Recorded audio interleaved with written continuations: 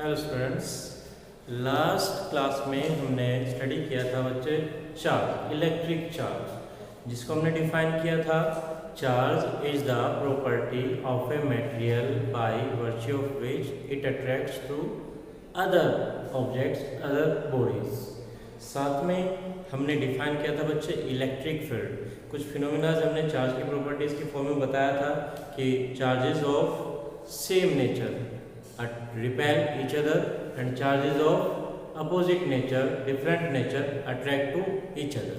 और बच्चे साथ में हमने डिफाइन किया था इलेक्ट्रिक पोटेंशियल और उससे जुड़ी हुई कुछ बातें हमने बात की थी।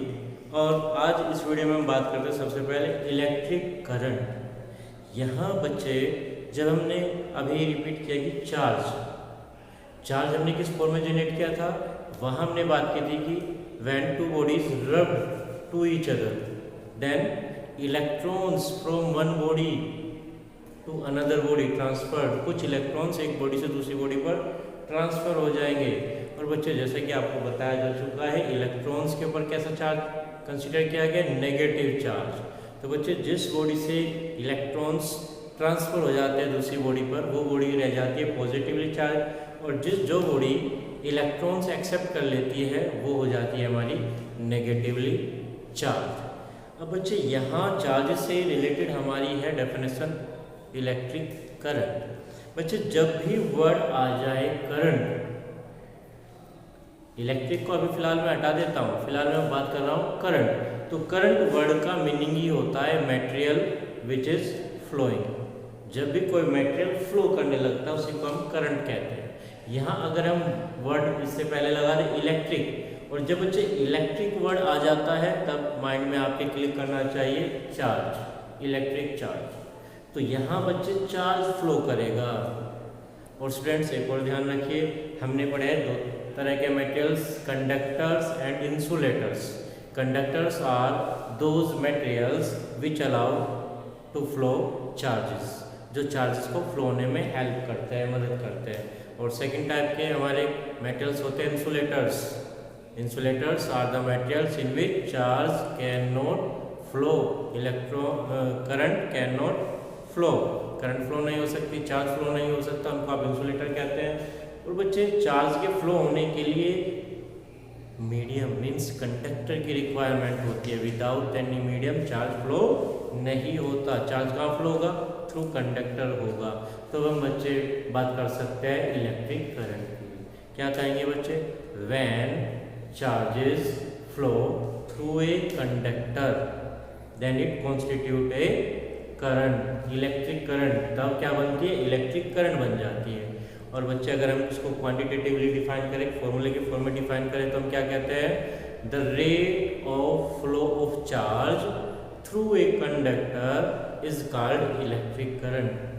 रेट जब वर्ड आ जाता है बच्चे, रेट का मीनिंग होता है पर यूनिट टाइम। तो डेफिनेशन में आप इस तरह से भी वर्ड्स यूज कर सकते हैं, charge flowing through a conductor in 1 second is called electric current. Suppose in time T Q charge is flowing through a conductor, T time में क्यू चार्ज फ्लो हो रहा है, देन इन 1 सेकेंड कितना charge flow हो जाएगा students? तो आप क्या लिख सकते हो? Q upon T. और यही तो बच्चे हमने डेफिनेशन में बताया है, the rate of flow of charge through a conductor is called electric current। और बच्चे यहाँ इलेक्ट्रिक करंट को डिनोट करते हैं I से। तो I इक्वल टू बन गया आपका बच्चे I equal to Q upon T।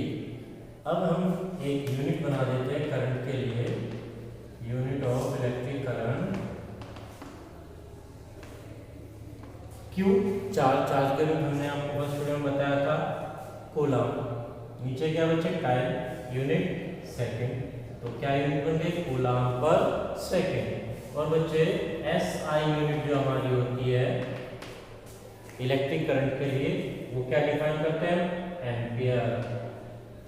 और बच्चे एम्पियर साइंटिस्ट का नेम है।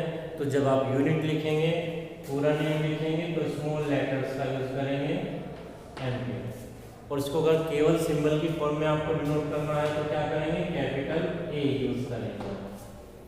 ओके स्टूडेंट्स, तो याद रखेंगे SI unit of electric current is ampere, और सिंबल कैपिटल ए से हम लिखेंगे, ये भी बात याद रखेंगे। यहाँ बच्चे हम डिफाइन कर देते हैं definition of 1 ampere current. If Q is 1 coulomb and T is 1 second, then I will be value रख दीजिए Q 1 coulomb, T 1 second, क्या बन गया बच्चे 1/1, 1 और coulomb per second means ampere.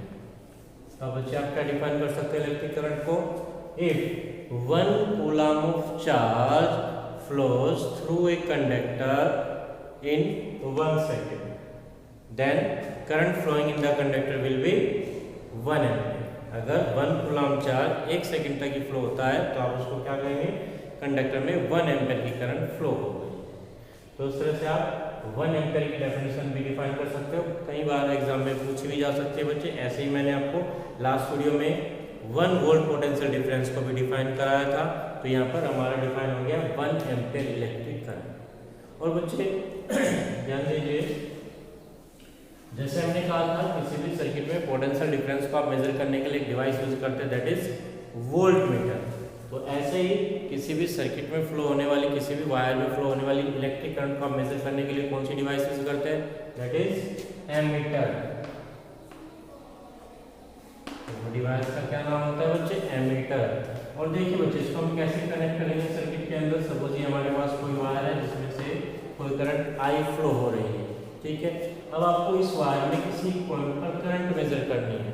Ammeter का जो सिंबल होता है बच्चे वो भी वोल्टमीटर के जैसे ही होता है। या तो उसके अंदर आप ए लिख दीजिए, या फिर आप ऐसा भी कर सकते हो कि भाई एक पॉइंटर उसमें दिखा करके बाद में आप ए लिख दीजिए, ऐसा भी आप शो कर सकते हो, ठीक है स्टूडेंट। तो बच्चे मुझे इस वायर में करंट मेजर करनी है किसी पॉइंट पर, और जब किसी एक पॉइंट पर करंट आप मेजर करना चाहते हो तो उसी पॉइंट पर आप क्या कर दीजिए? एक एमीटर कनेक्ट कर दीजिए। और बच्चे जब भी आपके पास कोई वोल्टमीटर या एमीटर होता है तो ध्यान रखिएगा, वोल्टमीटर या एमीटर के पॉजिटिव टर्मिनल को हमेशा उस साइड कनेक्ट करेंगे जिस साइड आपका बैटरी का पॉजिटिव टर्मिनल है, और नेगेटिव टर्मिनल को उस साइड रखेंगे जिस साइड में बैटरी का या सेल का नेगेटिव टर्मिनल होता है, ठीक है स्टूडेंट्स। अगर आपने रिवर्स कर दिया तो आपका जो नीडल है, जो पॉइंटर है, वो यहाँ 0 से स्टार्ट होता है, इधर मैक्सिमम रीडिंग होती है, तो वो रिवर्स जाने की ट्राई करेगा और उधर कोई डिफ्लेक्शन नहीं हो सकता, वो लिमिटेशन है। तो बच्चे हमेशा पॉजिटिव टर्मिनल से पॉजिटिव ऐड करेंगे और नेगेटिव से नेगेटिव ऐड करेंगे। इसके लिए क्या दिया जाता है? हमारे एमीटर या वोल्टमीटर का पॉजिटिव टर्मिनल होता है उसको हम रेड कलर से शो करते हैं और नेगेटिव टर्मिनल को हम ब्लैक से दिखाते हैं, कलर स्पेसिफिकेशन भी रखा है। तो स्टूडेंट्स ये तो हो गई हमारी इलेक्ट्रिक करंट, ठीक है। अब हम बात करते हैं बच्चे रेजिस्टेंस।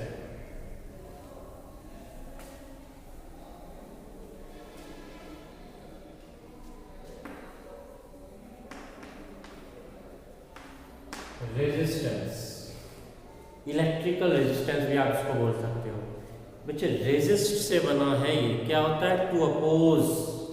अभी हमने बात की इलेक्ट्रिक करंट, क्या डेफिनेशन दी? The rate of flow of charge through a conductor is called electric current, जब कंडक्टर के अंदर चार्ज फ्लो होता है। और बच्चे मैंने आपको बताया था कि इलेक्ट्रॉन्स कहाँ होते हैं? किसी भी एटम के न्यूक्लियस के बाहर डिफरेंट ऑर्बिट्स में रिवॉल्व करते रहते हैं। जो हमारे कंडक्टर्स होते हैं जिनमें charge means current easily flow हो जाता है, उनकी क्या प्रॉपर्टी होती है स्टूडेंट्स? जो हमारे कंडक्टर्स होते हैं, उन कंडक्टर्स के एटम्स के जो आउटर मोस्ट सेल के इलेक्ट्रॉन्स होते हैं वे न्यूक्लियस के साथ लूजली बाउंड होते हैं, तो वे easily due to their thermal energy at room temperature, उनके पास इतनी एनर्जी होती है कि अपने न्यूक्लियस के अराउंड जिस ऑर्बिट में, लास्ट ऑर्बिट में जो रिवॉल्व कर रहे थे इलेक्ट्रॉन में, फ्री हो जाते हैं और रेंडमली कंडक्टर के अंदर इधर उधर मूव करने लगते हैं। और बच्चे जो हमारा सॉलिड का स्ट्रक्चर होता है उसमें क्या होता है? जो मॉलिक्यूल्स होते हैं, जो एटम होते हैं, अपनी फिक्स पोजीशन पर सेटल रहते हैं। तो बच्चे ये रहे हमारे एटम्स या मॉलिक्यूल्स जिनसे अब इलेक्ट्रॉन्स फ्री हो गए हैं, तो अब ये क्या बन जाएंगे? आयन बन जाएंगे, पॉजिटिव आयन। तो बच्चे देखिए, इलेक्ट्रॉन्स न्यूक्लियस के अट्रैक्शन से तो बाहर हो गए, लेकिन कंडक्टर से बाहर नहीं निकल पाएंगे, क्योंकि अभी भी इन सब के ऊपर क्या है, नेट पॉजिटिव चार्ज है। उस पॉजिटिव चार्ज के अट्रैक्शन के रेस्पेक्ट में इलेक्ट्रॉन्स इस कंडक्टर से बाहर नहीं जाते और इस कंडक्टर के अंदर ही रेंडमली मूव करते रहते हैं। और देखिए बच्चे, जैसे ही इलेक्ट्रॉन्स मूव करना स्टार्ट करेंगे तो जैसे ही मोशन में आते हैं तो ये क्या करते हैं, जो हमारे स्टेशनरी आयंस, एटम्स, मॉलिक्यूल से दूसरे इलेक्ट्रॉन्स हैं उनसे बार बार कोलाइड करते रहते हैं, रैंडम डायरेक्शन में इनकी मोशन हो जाएगी। Means this collision produces an oppose in the flow of electrons. Electrons क्या बच्चे, चार्ज। यही तो करंट फ्लो कराएगा कंडक्टर के अंदर। इंसुलेटर्स में कोई फ्री इलेक्ट्रॉन्स नहीं होते, इसलिए उनमें करंट भी फ्लो नहीं होती। कंडक्टर्स के अंदर बहुत सारे, अगर मैं मेटल की बात करूं तो किसी एक मेटल में 10⁻28 इलेक्ट्रॉन्स फ्री होते हैं पर यूनिट वॉल्यूम। बहुत ज़्यादा स्टूडेंट, कंडक्टर्स में इजीली करंट फ्लो हो जाती है मेटल्स में, और इंसुलेटर्स में कोई करंट फ्लो नहीं होती in the absence of free electrons. तो बच्चे यहाँ से हमारा जनरेट होता है रेजिस्टेंस। क्या डिफाइन करेंगे हम resistance? Resistance is the property of a material or conductor by virtue of which it opposes the flow of electric charge or flow of electric current through it. क्या कहा बच्चे मैंने? Resistance is a property of a material or conductor by virtue of which it opposes the flow of charge or electric current through it. जो उसके अंदर से charge या current flow हो रहा है उसको फ्लो होने से अपोज करता है, क्या होता है? रेजिस्टेंस। और बच्चे मैथमेटिकली हम इसको कैसे डिफाइन करते हैं? रेजिस्टेंस लिखा है तो सिंबल बच्चे इसका आर हो जाएगा, ठीक है। अब सिंबल आर हो गया तो आगे बात करते हैं इसको कैसे डिफाइन करते हैं। Resistance of a conductor is defined by the ratio of potential difference applied across the conductor to the current flowing in the conductor. Means R equal to V upon I। ये हमारा हो जाता है electrical resistance for a conductor. बच्चे इसकी unit बनाते हैं, ये क्या है? वोल्ट, V वोल्ट, और नीचे क्या बच्चे? एम्पियर। तो वोल्ट पर एम्पियर किसका यूनिट होता है? रेजिस्टेंस।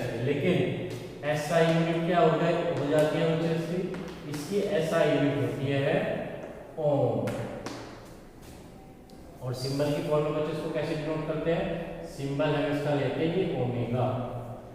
अगर आपको केवल सिंबल डिनोट करना है तो ये ओमेगा आ जाएगा, और पूरा नाम ओम। ओम भी साइंटिस्ट थे बच्चे, तो उसको हम कैपिटल ओ से स्टार्ट नहीं करेंगे। अगर कैपिटल ओ से आपने स्टार्ट किया तो बन जाएगा नेम ऑफ साइंटिस्ट, स्मॉल ओ आपने रखा तो बन जाएगी यूनिट ऑफ रेजिस्टेंस। यहाँ भी बच्चे हम डिफाइन कर लेते हैं डेफिनेशन ऑफ 1 ओम रेजिस्टेंस।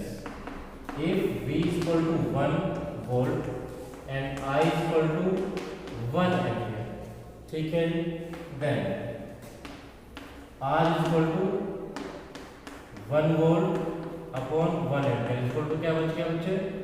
1 ओम। तो क्या डिफाइन करेंगे कि 1 ओम रेजिस्टेंस क्या होता है? If at the potential difference of 1 volt 1 ampere current is flowing through a conductor, then resistance of conductor is 1 ohm. If on the application of 1 volt potential difference 1 ampere current is flowing through a conductor, then resistance of conductor will be 1 ohm. ऐसे आप define कर लीजिए बच्चे, ठीक है। अब हम कुछ फैक्टर्स की बात करते हैं बच्चे जिनके ऊपर रेजिस्टेंस डिपेंड करता है किसी भी कंडक्टर का।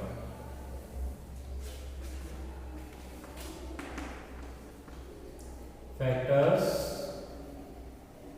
affecting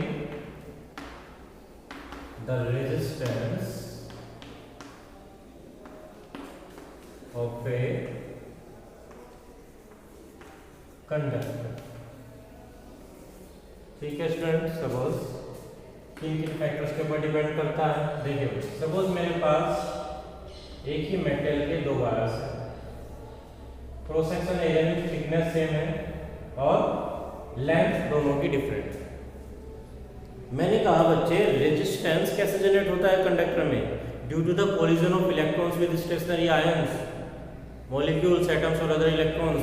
तो बच्चे जैसे लेंथ बढ़ेगी, इंक्रीज होगी, तो नंबर ऑफ कोलिजन्स भी इंक्रीज हो जाएगा। पहले शॉर्ट लेंथ में जाना था, फिर लेंथ इंक्रीज हो गई तो नंबर ऑफ कोलिजन्स भी इंक्रीज हो जाएंगे, मींस रेजिस्टेंस इंक्रीज हो जाएगा। That means resistance of the conductor is directly proportional to the length of the conductor. Second, suppose बच्चे अब मैं बात कर लेता हूं थिकनेस क्रॉस सेक्शन एरिया की। लेंथ सेम रखी मैंने, यहाँ क्रॉस सेक्शन एरिया मैंने इंक्रीज कर दिया।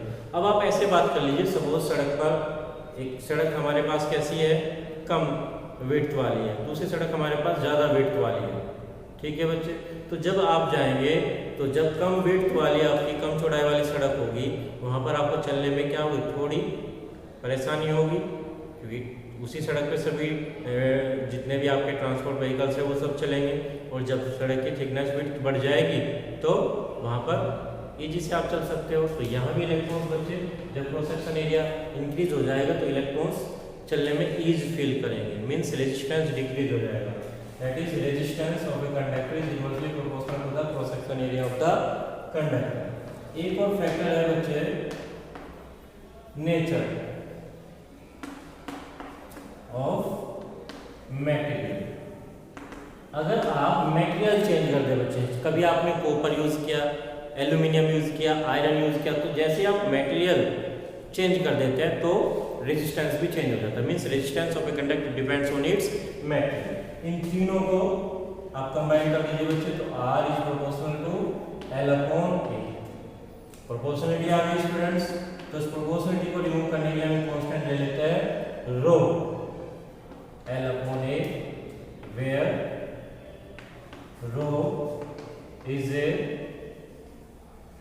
Constant and called resistivity or specific resistance of the material of conductor। इसको आप या तो रेजिस्टिविटी कहेंगे या फिर स्पेसिफिक रेजिस्टेंस आप कह सकते हैं। तो बच्चे यहाँ से आप रो का वैल्यू फाइंड आउट कर लेंगे, रो इज इक्वल टू आर, ये मल्टीप्लाई में चला गया एल अपॉन ए अपॉन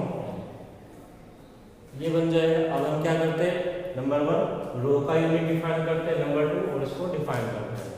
चलिए, unit of resistivity R, resistance means unit ohm, A cross section area metre square, नीचे लेंथ मीटर, तो क्या बन गया आपसे, मीटर से मीटर कैंसिल आउट हो गया, तो क्या बच गया यूनिट इसका ओम मीटर।